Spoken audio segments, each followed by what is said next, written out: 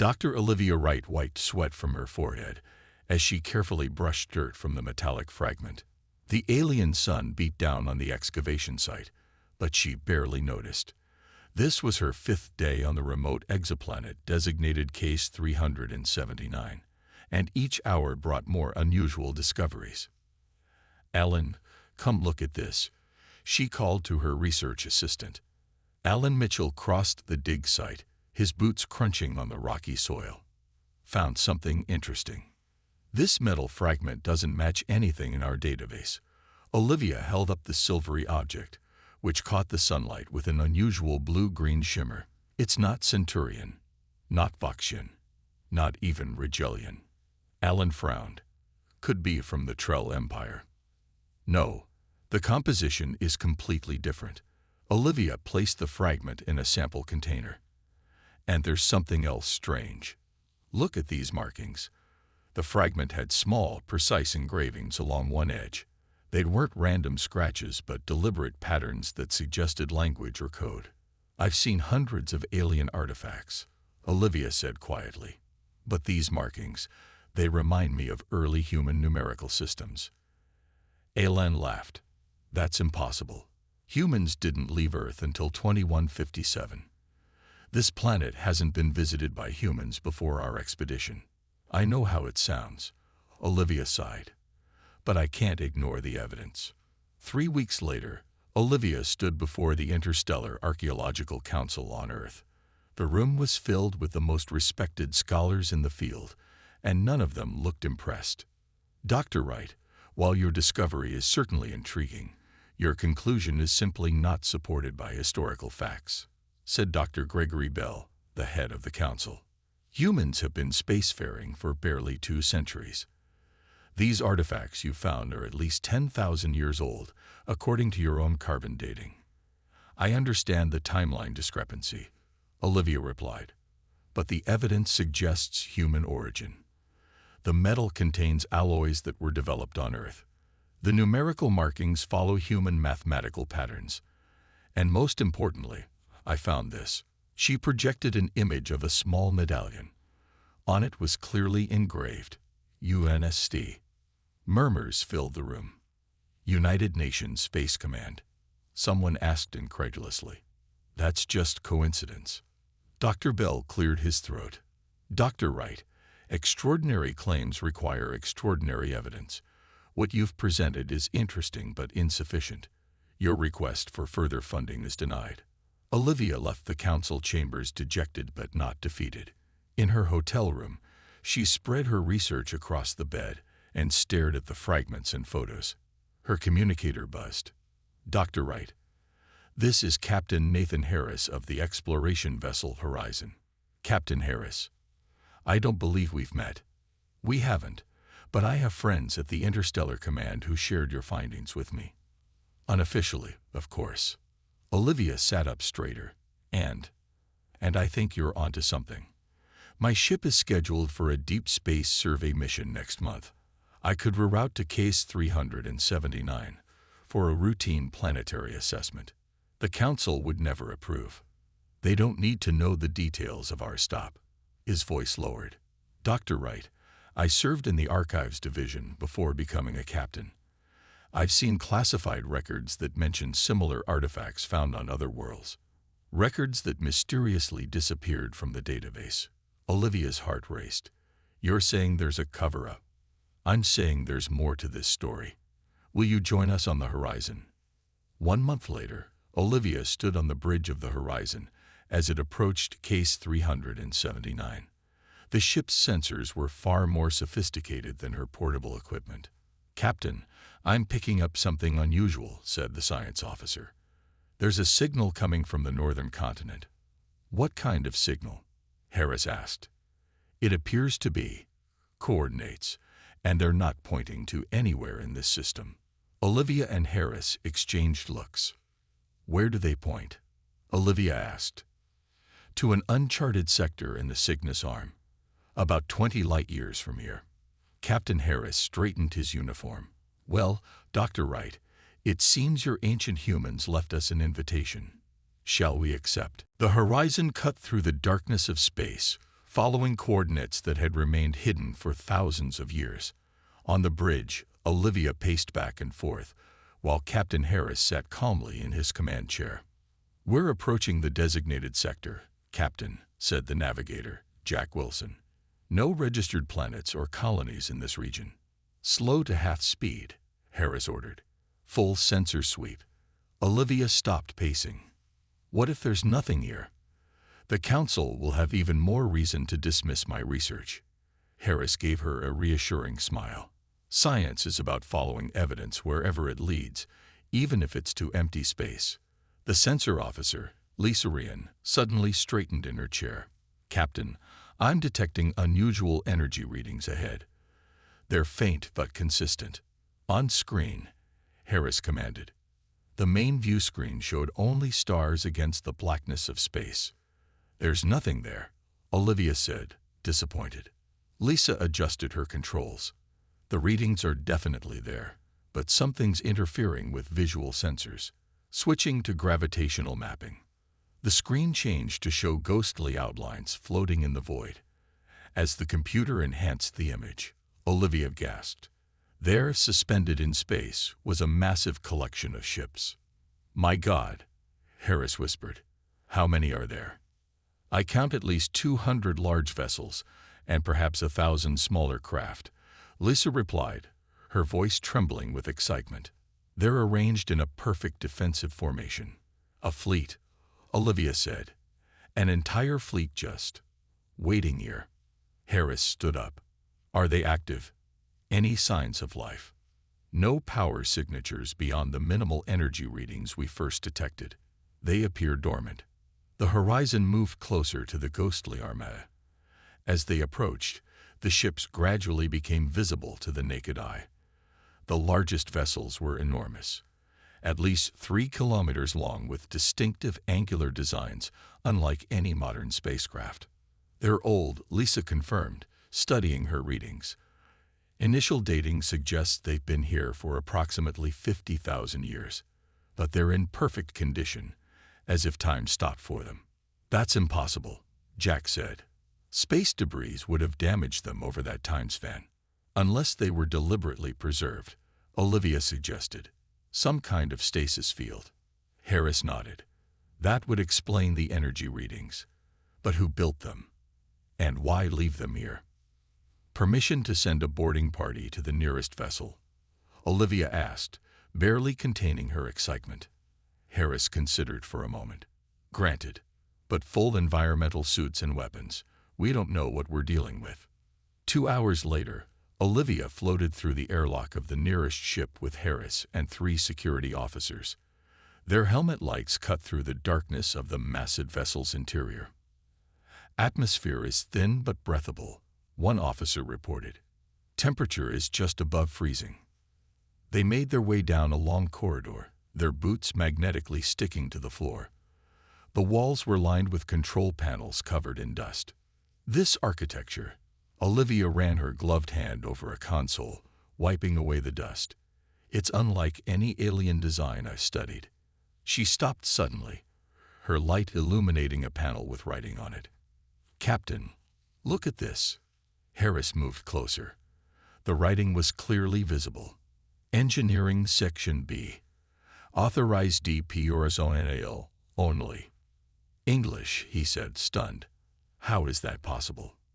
Olivia moved her light to reveal more text and symbols throughout the corridor. All of them were in English or recognizable human iconography. "The symbols match those I found on the fragments," she said. "This confirms it. These ships were built by humans."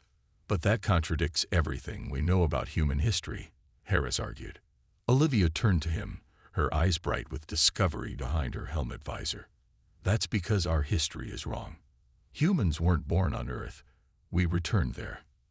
A security officer called from further down the corridor. "Captain, you need to see this. We found what looks like a bridge. And there's something still active." They hurried forward, emerging into a large circular room filled with control stations. In the center, a small blue light pulsed slowly. "Should we activate it?" Harris asked. Olivia thought of the consequences. of what this discovery meant for human history and their place in the galaxy. "Yes," she said firmly. "It's time to wake up our past." The bridge of the ancient ship was cold and still, with only the rhythmic pulsing of the small blue light breaking the silence. Olivia, Harris, and the security team gathered around the central console, their flashlights creating dancing shadows on the dusty control panels. "We need an engineer to look at this," Harris said, studying the unfamiliar technology. Olivia pressed her communicator. "Horizon, this is Dr. Wright. We need Engineer Powell to join us immediately." 20 minutes later, Samantha Powell floated through the doorway, carrying a toolkit. Her eyes widened as she took in the bridge. "This is incredible," she whispered, running her hand across a control panel. The design is both familiar and alien at the same time. Powell examined the pulsing blue light at the center of the bridge. It appeared to be some kind of interface, embedded in a raised platform. "It's a standby mode," she concluded, "like a computer in sleep state, waiting for input." Harris looked concerned. "Is it safe to activate?" "Only one way to find out." Powell carefully placed her hand on the console near the light. Nothing happened. She tried pressing various spots around the light, but the ship remained dormant. "Let me try something," Olivia said, stepping forward. "The fragments I found had voice activation patterns." She took a deep breath and spoke clearly. "System activate." The blue light pulsed faster, then expanded suddenly into a holographic sphere that filled the center of the bridge. The ship hummed to life around them as lights flickered on and dormant consoles began to glow. Within the blue sphere, a face formed, human in appearance, but clearly artificial. It was the face of an older man with a neat beard and calm eyes. "Guardian online," the hologram spoke in a deep voice. "System reactivation after. Calculating. 52,417 standard years. Unauthorized access detected. State identification and purpose." Olivia stepped forward. "I am Dr. Olivia Wright, archaeologist. We are humans from Earth." The holographic face showed surprise, an impressively human emotion for an eye. "Humans from Earth. Verification required.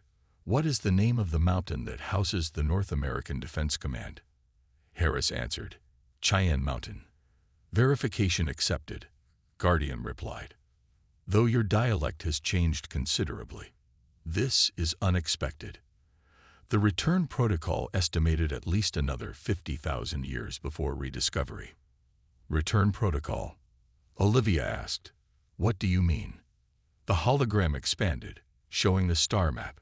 Humanity was once the dominant species in this sector of the galaxy. The first human empire spanned 300 star systems at its height. The team stared in shock as the hologram showed images of vast cities on alien worlds, massive space stations, and fleets of ships similar to the one they stood in. "But that's impossible," Harris said. "Our history was erased," Guardian continued. "When the Void Collective attacked, humanity fought for 2 centuries but was losing. The leadership made a final decision, to save the species rather than the Empire." The hologram showed ships fleeing toward Earth. A massive evacuation was ordered. All remaining humans were directed to return to the ancestral homeworld, Earth. Upon arrival, a decision was made to erase all knowledge of our interstellar past, allowing humanity to rebuild without drawing the attention of the collective. "You're saying humans deliberately forgot we were once a spacefaring civilization?" Olivia asked, her mind racing to process this revelation. "Yes, the Earth was environmentally damaged during our early expansion. The return required extensive terraforming to make it habitable again. The plan was to allow humanity to naturally redevelop spaceflight capability over time. We estimated 100,000 years before humans would reach this level of technology again. But we did it in half that time," Harris said with a hint of pride. Guardian's expression darkened. "Then the warning is even more urgent. This fleet was created as humanity's last defense, a failsafe against the return of the Void Collective. They hibernate for millennia between hunting cycles. The hologram showed terrifying images of dark ships and strange beings that seemed to absorb light around them. Their next awakening was calculated to occur within the next century. If humans have returned to space early, you must prepare. This fleet was designed specifically to combat their technology. Powell looked around at the ancient ship. But this technology is 50,000 years old. How could it possibly help us now?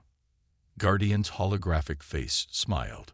Because, Engineer Powell, the Void Collective hasn't evolved.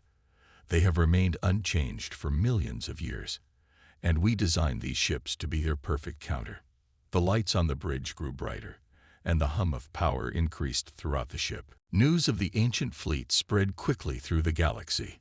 Captain Harris had reported their discovery to Interstellar Command, triggering an emergency meeting of the Galactic Council. Representatives from 27 spacefaring civilizations gathered on the neutral station Concordia to discuss the implications. Olivia stood nervously before the assembled delegates, images of the ancient fleet projected behind her. As you can see, these vessels represent a previously unknown chapter of human history, she explained. Guardian, the fleet's AI, has provided extensive records confirming that humans once ruled a vast empire before retreating to Earth. The Rigelian ambassador, a tall blue-skinned being, laughed dismissively. A charming story, Dr. Wright, but these relics have no place in modern warfare. Our scientists have analyzed your data. These ships lack quantum shielding, neural interfaces, or plasma weaponry. Primitive technology, agreed the Centurion delegate. At best, a historical curiosity. Captain Harris stepped forward. With respect, ambassadors, Guardian insists these ships were specifically designed to counter a threat called the Void Collective. The chamber grew quiet. A few delegates exchanged worried glances. The Voxian ambassador, an insectoid creature, clicked her mandibles nervously. The Void is a myth, a story to frighten children. Not according to our records, Olivia countered. Guardian says they hibernate for thousands of years between cycles of expansion, and they're due to return soon. The council erupted in arguments. Some delegates demanded immediate access to the fleet for study. Others called for its destruction as a potential threat to the galactic balance of power. Amidst the chaos, an urgent message arrived. The frontier colony of New Hope had gone silent. All communication had ceased without warning. 3 days later, the rescue fleet approached New Hope. 7 modern warships, including the Horizon, moved cautiously toward the colony planet. The scanners showed no signs of orbital defenses or enemy ships. "This doesn't make sense," Harris said, studying the reports. "The colony's infrastructure appears intact. Power readings are normal, but no communications and no life signs." Olivia stood beside him, remembering Guardian's warnings. The Void Collective doesn't destroy infrastructure. They harvest organic life. A science vessel moved closer to the planet's surface. Suddenly, a shadow detached from the dark side of the planet, a massive ship that seemed to bend light around it. "Unknown vessel approaching the science ship," reported the tactical officer. Before anyone could react, a beam of darkness, not energy, but what looked like concentrated absence of light, struck the science vessel. The ship didn't explode or break apart. It simply stopped existing, as if erased from reality.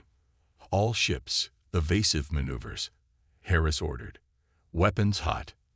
The modern warships opened fire with their advanced plasma cannons and quantum torpedoes. The energy weapons passed harmlessly through the Void ship as if it wasn't there. The torpedoes detonated, but caused no visible damage. 3 more shadow ships appeared, moving with impossible speed. Within minutes, 2 more Allied vessels disappeared, simply erased from existence. "Retreat," ordered the fleet commander. "All ships, emergency jump." The remaining ships fled, jumping to light speed. Back at Concordia Station, the survivors delivered their grim report to a stunned Galactic Council. "Nothing affected them," Harris explained. "Our best weapons were useless." The Rigelian ambassador had lost his earlier arrogance. This is only one incursion. Perhaps. He was interrupted as reports flooded in from other systems. 3 more colonies had gone silent. Shadow ships had been spotted near major trade routes. Olivia stood up. Guardian warned us. The Void Collective has returned, and our modern defenses are ineffective against them. What do you propose? Asked the Voxian ambassador. We need to reactivate the ancient fleet. Guardian says their weapons were designed specifically to fight the Void. Those obsolete relics, scoffed a delegate. Harris pulled up footage from New Hope. Our advanced ships were erased from existence. We can either try something new or watch more colonies fall silent. The council chamber fell silent as the reality of their situation sank in. How quickly can these ancient ships be made operational? Asked the council president. Olivia thought of the massive fleet waiting in its hidden sanctuary. With enough personnel and resources, Guardian says we can have the first squadron ready in 2 weeks. Make it 1. The president replied grimly. We may not have much time left. Engineer Samantha Powell wiped sweat from her brow as she crawled through the narrow maintenance tunnel of the ancient battleship. A week of non-stop work had left her exhausted, but time was running out. 6 more colonies had gone silent in the past 5 days. How's it coming, Sam? Harris's voice crackled through her communicator.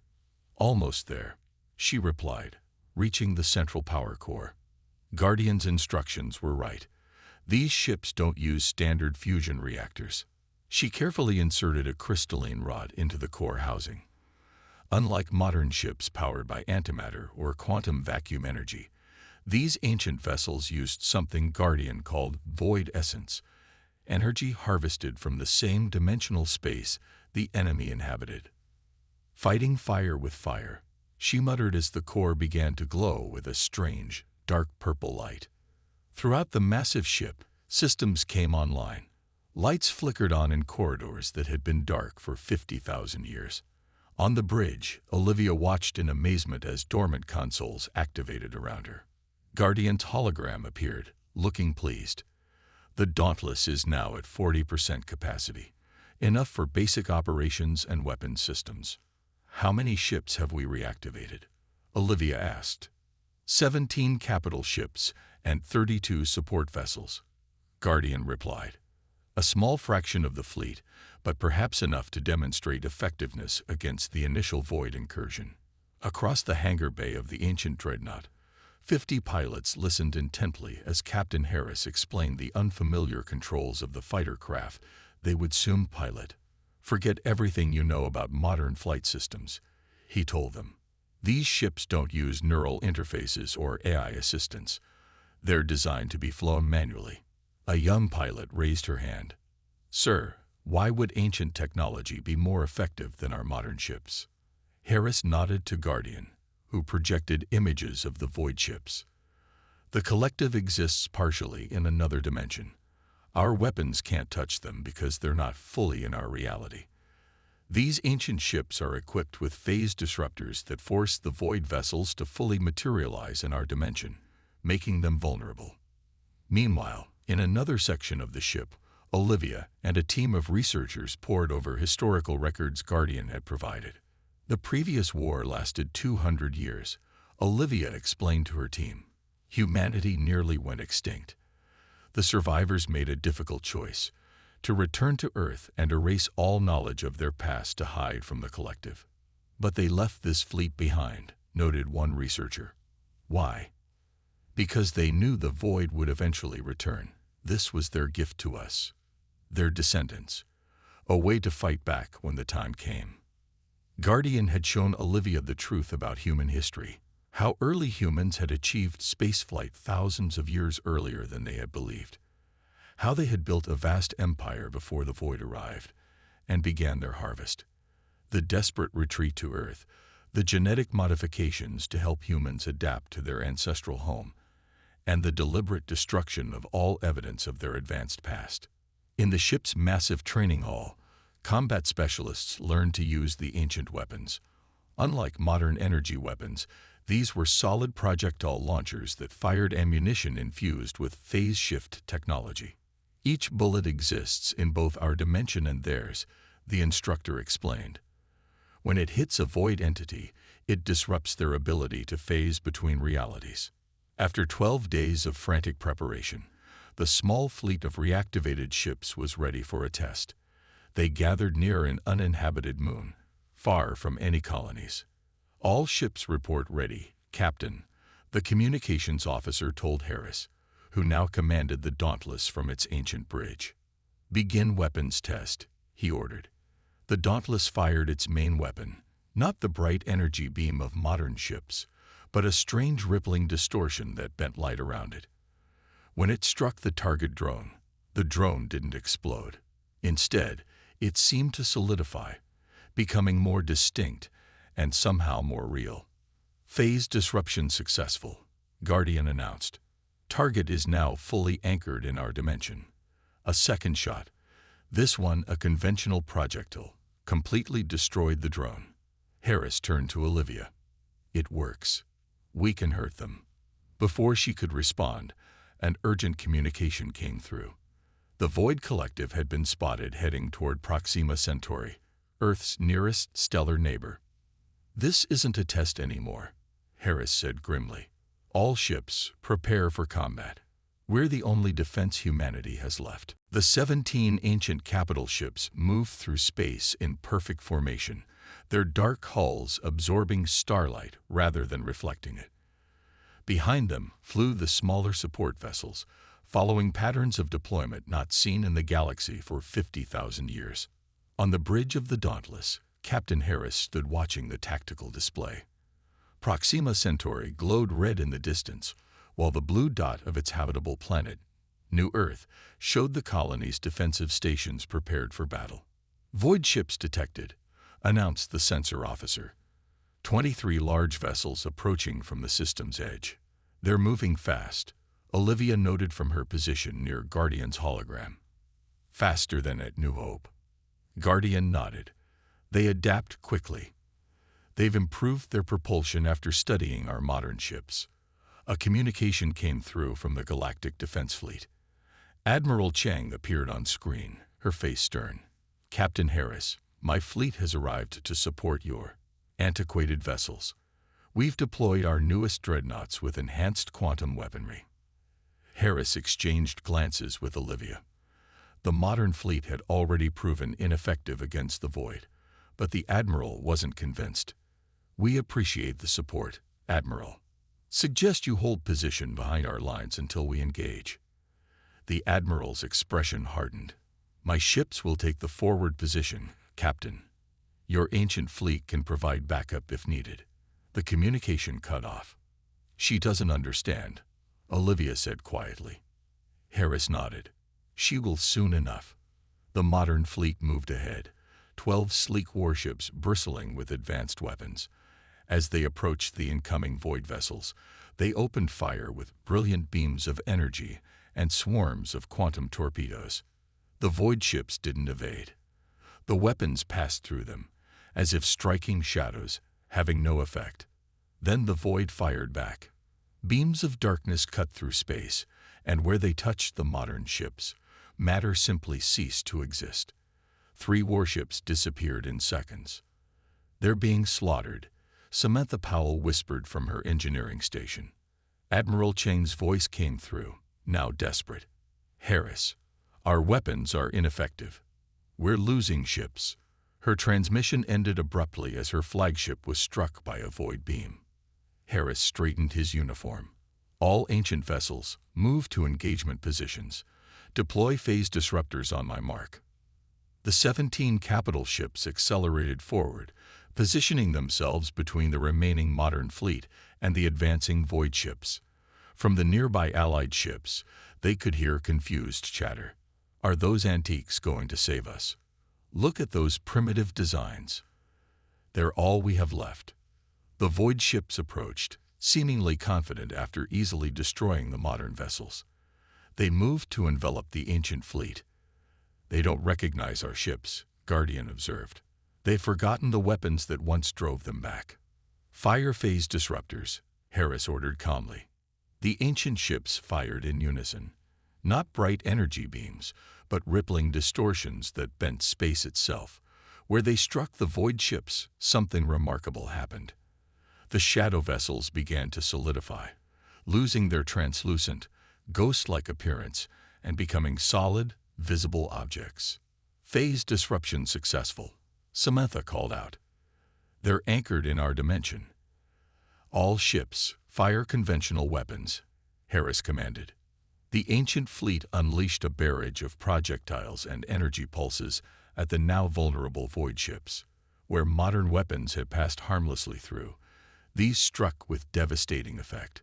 3 void vessels exploded immediately, their dark matter cores destabilizing in spectacular fashion. From the remaining modern ships, there was stunned silence, then cheers.